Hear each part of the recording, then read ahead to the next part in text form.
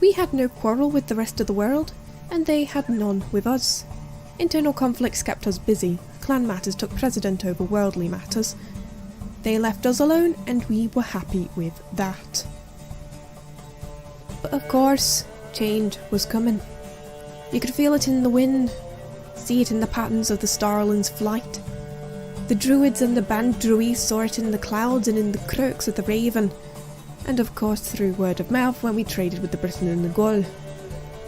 Change was coming, and the Romans, the so-called civilized men of the south, were getting ready to move. From what we heard, the Julii clan planned to move north and remove the Gaul, and there was no doubt that once they had purged one barbarian culture, what was stopping them from moving on to the next? More time and more rumours circulated. The Britons planned to invade, to consolidate their power through taking ours. Messengers were sent and a meeting held, but only squabbling and petty fights occurred, clan matters. The Britons had left us alone for this long, why would they bother us now, was the main takeaway. Some of the clans saw reason and joined under the O'Doan banner, but the others needed a bit more persuasion.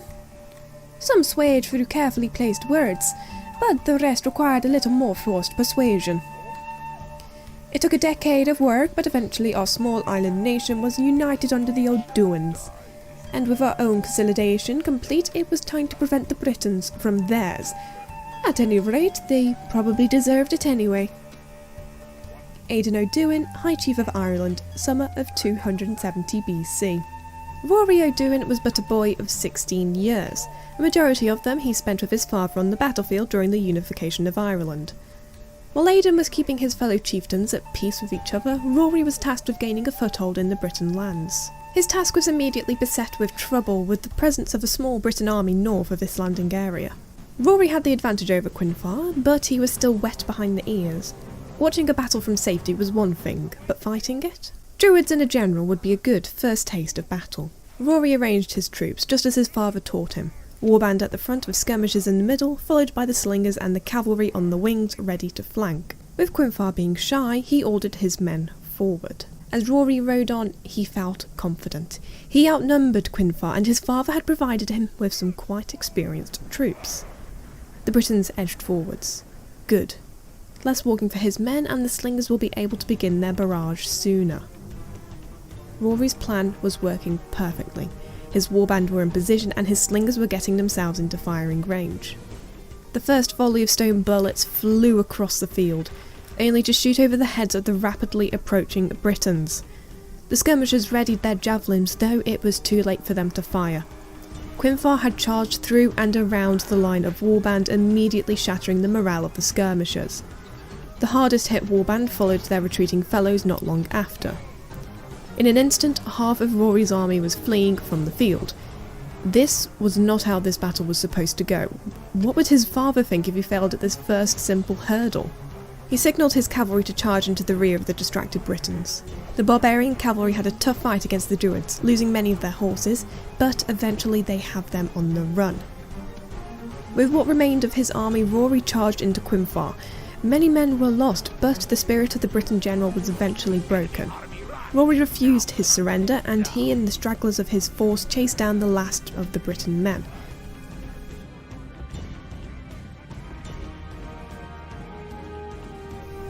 Quinfar slipped out of Rory's grasp, but the same could not be said for the Druids. We need fight no more. The enemy are in full flight, and the victory is yours. It was a shame that the Briton general got away, but Rory supposes that he should be lucky to have won that battle at all. For his trouble, though, he gained a famous warrior in his retinue. Perhaps if he was able to attract such men, he wasn't that bad of a leader after all. Come winter, his men were suitably rested, and their march continued to the town of Deva, one the Irish used to frequent when the two nations had once traded. Quinfar had more melee troops than Rory, and reinforcements. But Rory had the range, the cavalry, and there was no way he was going to let his father's work end here. The Irish simply could not afford to raise another army. The Irish infantry began their advance into the town, and from across the field scraps of blue could be seen. It appeared Quinfar's allies had come to back him up. Warband, slingers, and mere peasants entered the battlefield. Rory and his cavalry would certainly be able to deal with these. On their way they charged into the peasants guarding Deva, losing a few of their own to friendly fire. The peasants easily break under the assault and flee back into the town, with the Irish infantry hot on their tails and the cavalry continuing their journey.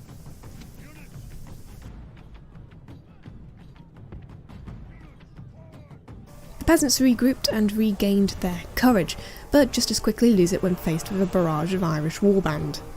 They would try again, but to no avail.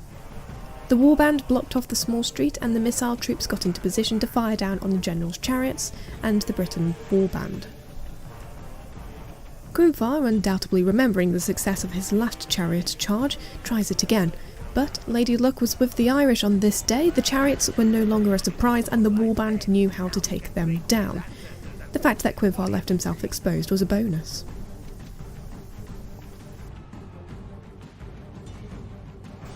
On the edges of the battlefield, Rory and his men had caught up to the reinforcements. The two units encircled the men, exposing the vulnerable slingers to the rear.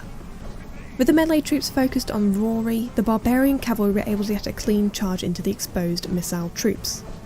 Rory was able to loop around and charge into the backs of the slingers, triggering the first rout.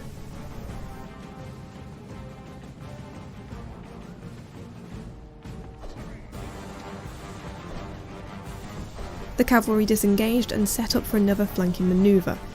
The barbarian cavalry took lead, charging into the peasants, and Rory followed closely behind in charging into the exposed backs of the warband.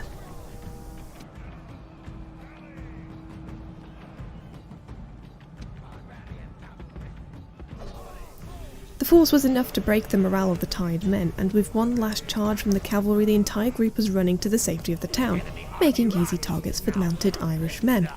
In the town, the Irish infantry had made it to the centre. The two factions of warband charged into each other. The men of Britannia were shaken. This would not be a long fight. Some of the skirmishers made their way around the town and began pelting the men with their javelins. The last of the reinforcing army went down and the cavalry were free to deal the last devastating blow.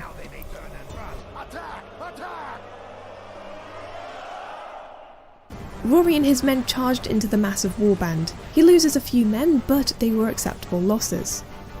The Britons were tough, but the men of Ireland were tougher.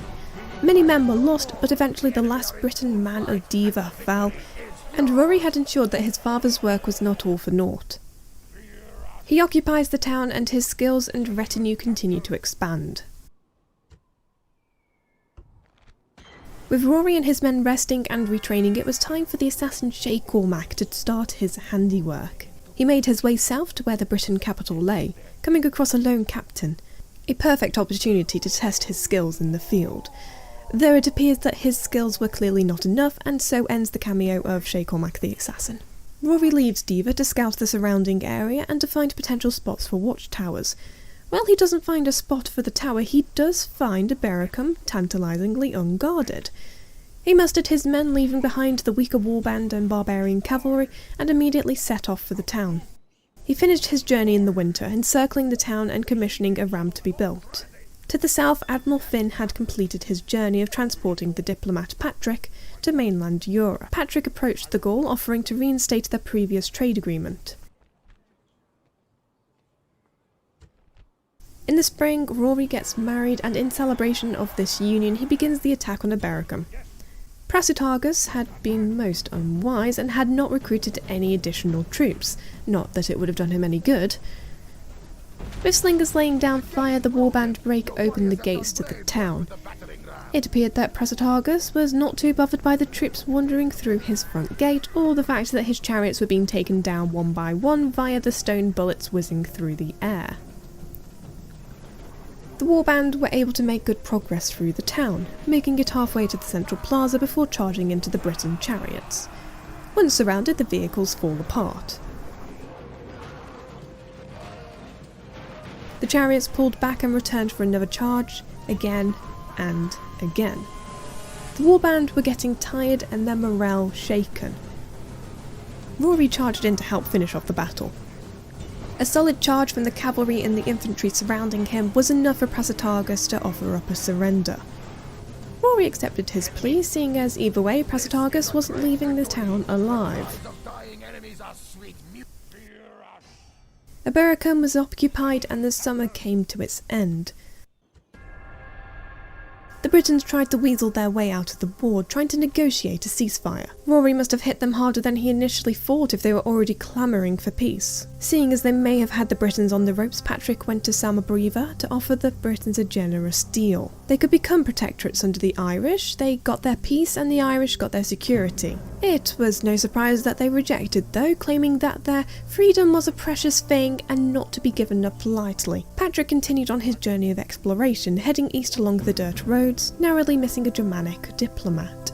He catches up in the summer and makes the customary swap of trade rights and map information. Once again, Irish intelligence was not considered enough and the Germans wanted payment. Patrick rejected the demand of money and carried on exploring. The summer also brought about the coming of age of Rory's younger brother, Dara. Dara wasn't the most spectacular in his traits, being too young to have participated fully in his father's battles. No matter, he would do well keeping Britannia in check. Rory ordered for all able warriors to gather once more. The Britons were scared and they needed to maintain their momentum. There was no time to rest, there was a capital to conquer. Winter arrives and Rory and his band of men make their way south to Londinium. Another Briton general stood guard outside the city. To be on the safe side, Rory hired the local mercenaries. It was better to be safe than sorry. The hiring of mercenaries appeared to have been a good call on Rory's part. With extra men from Londinium, Xenianus attacked. Rory was once more outnumbered in melee units, and while he had the superior number of missile troops, Xenianus had missile chariots that outranged his own units. Rory was the better general, but either way this would be an interesting battle. With the cavalry placed far on the flanks, the Irish infantry approached the stationary Britons.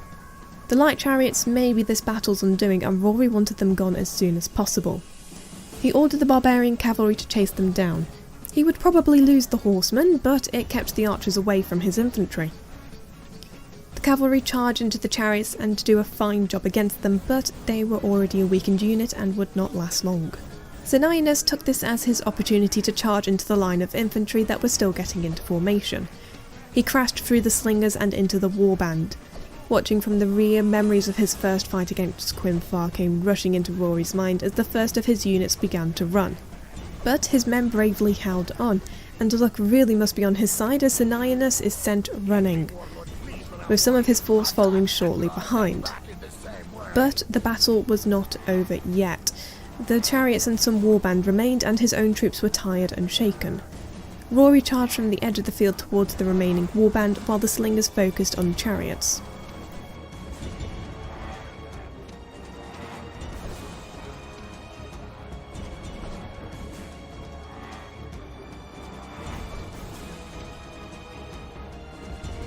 With a solid impact from his cavalry, the warband quickly break and Rory moves on to taking down the fleeing infantry, trying to stop them from retreating back to the city.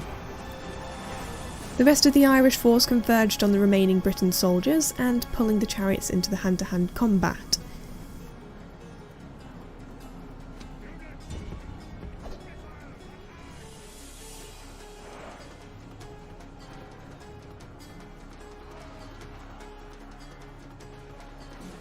Neither of the units lasted long, before they too were retreating to safety. The call of surrender went ignored and the hunt commenced.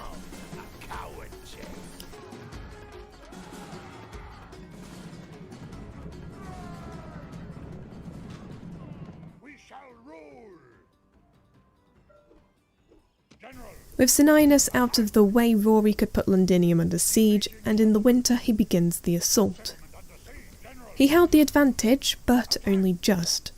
Fighting 2 units of heavy chariots with 2 battered units of warband would be an interesting challenge, but a challenge Rory had no choice but to face.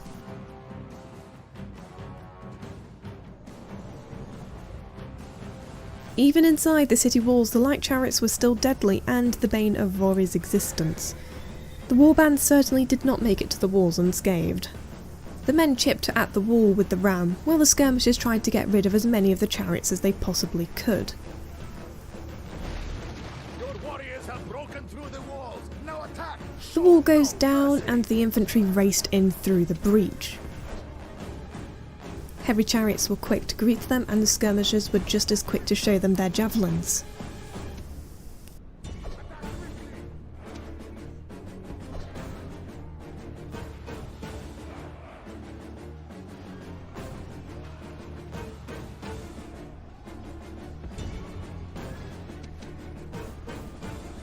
The chariots were swarming the Irish men, and while they were holding for now, there was no saying how much longer they would hold on. Rory just hoped his men would hold on until he arrived to back them up.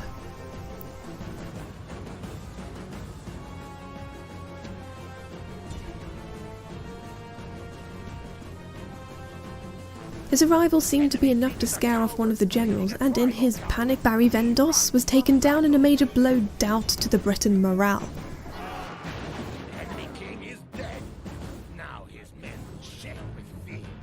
Rory dealt with what remained of the light chariots.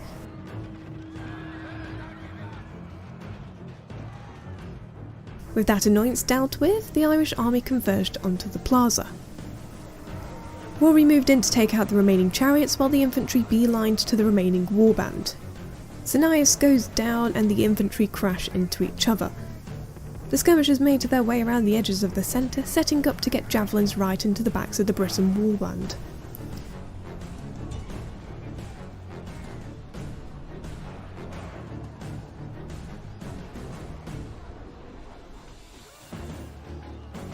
With an assault on two fronts, the warband quickly fell to the Irish and victory was achieved.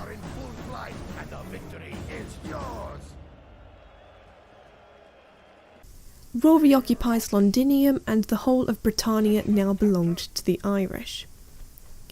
The city was repaired and the troops retrained. Rory would need to gather a good invasion force for the next step in eliminating the Britons. Once again, luck appeared to be with the Irish, as the fleet bearing a sizable Briton force fails to make it to shore. Admiral Tig politely asked them to leave.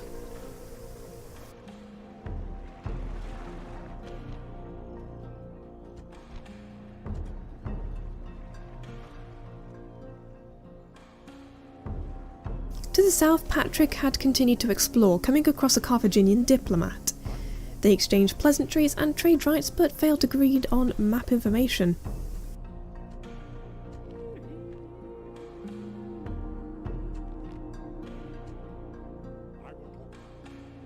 He negotiates with the Julii leader next, securing trade rights and swapping map information with the Roman family.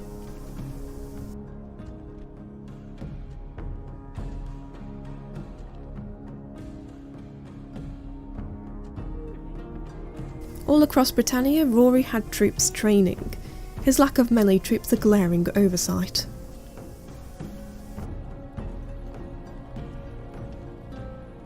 The summer of 264 BC arrives and Rory's sister Aisling is married to Kieran mac Geraelt.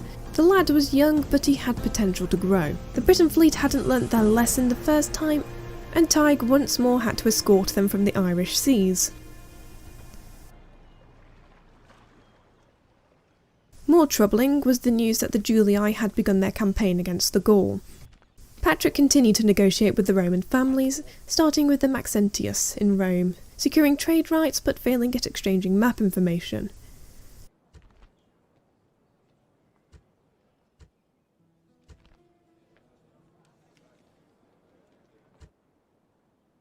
The talks go very much the same with the Scipii in Capua.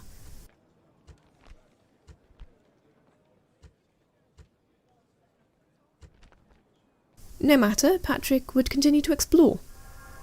Winter arrived again and Tig continued his pursuit of the Briton fleet. Aye, aye, Captain. Destroy! He wins another easy victory and sinks both the fleet and the army hidden inside. The sea is ours! Kieran arrived on the mainland and began to gather the trained troops from the northern towns, ready to take them south to Londinium.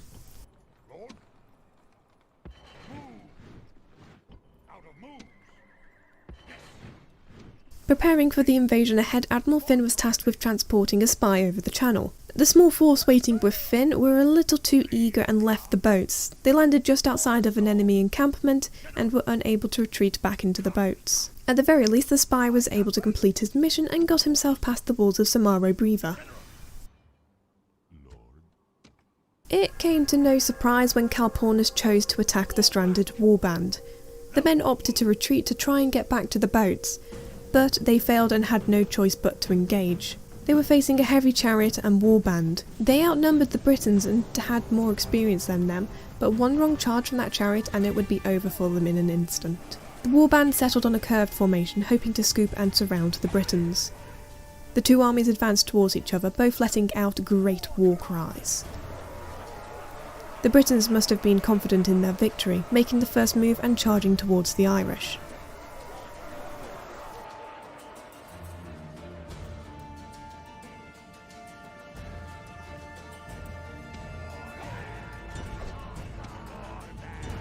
The two sides collide and the Irish somewhat succeed in surrounding the Britons, though the chariots were getting their way around. An overconfident Calpurnus would then make a crucial mistake, charging headfirst into prepared warband. The general was quickly cut down, and with their leader dead, the already engaged Britons broke rank and ran. With a swarm of Irish men surrounding them, the last of the Briton warband did not last long.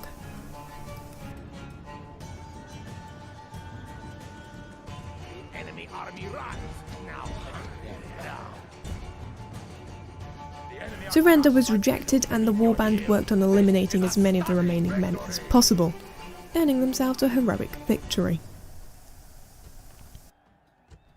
Seeing as they were already on the mainland and had already defended themselves from the largest threat, the troop of warband figured that they might as well get a head start on the invasion plan and besiege Samobriva. Chariots and warband were nothing compared to them now.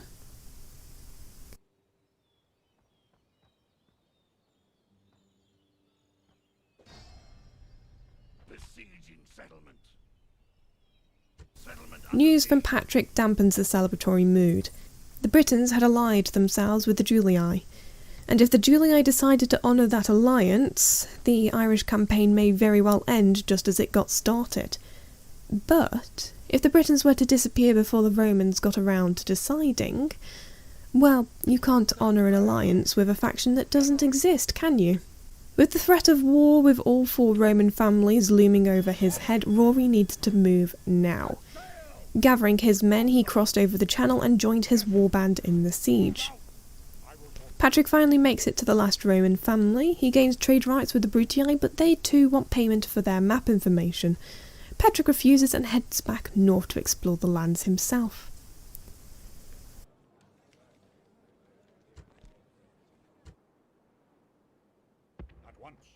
Winter arrives, and there was no declaration of war just yet.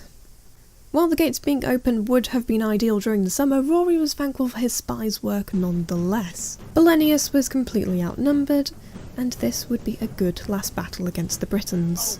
Rory had his army enter the city from two sides, and to make it more of a fair fight for Belenus, he only sent half of his army through the gates. The Briton general must have known his end was near, standing resolutely on his chariot, exposing himself to the approaching Irish men.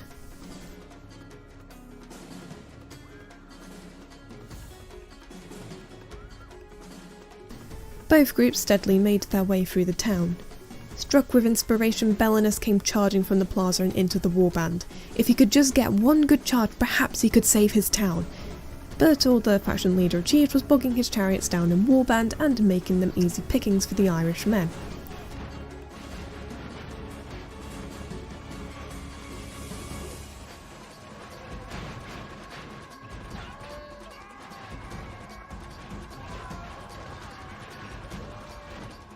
He kept trying to push through the Irish line, to break their will, but all Belenus does in the end is throw away his own life.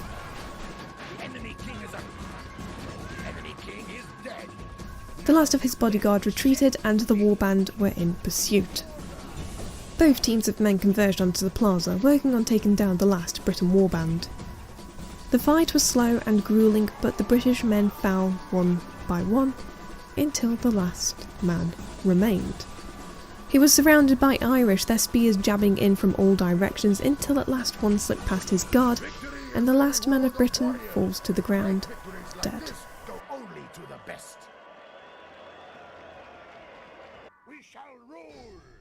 Samobriva was occupied, and the faction of Britannia was destroyed.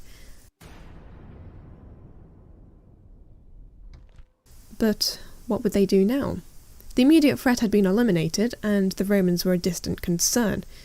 They could take on the Gaul, but that would bring them closer to the Romans.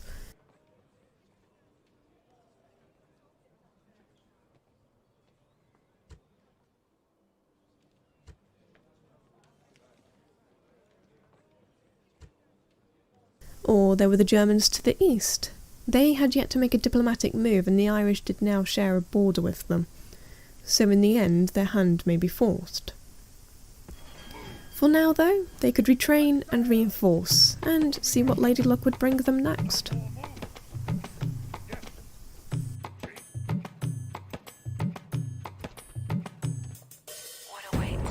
There we go, first part of the Irish campaign, just in time for the 1-year anniversary for Hero of Sparta. So while you're waiting for me to put together the next episode, why don't you check out that series if you haven't already, or go back and see how much better the production is now. Or don't, I'm not your boss. Either way, I hope to see you all next time. Bye!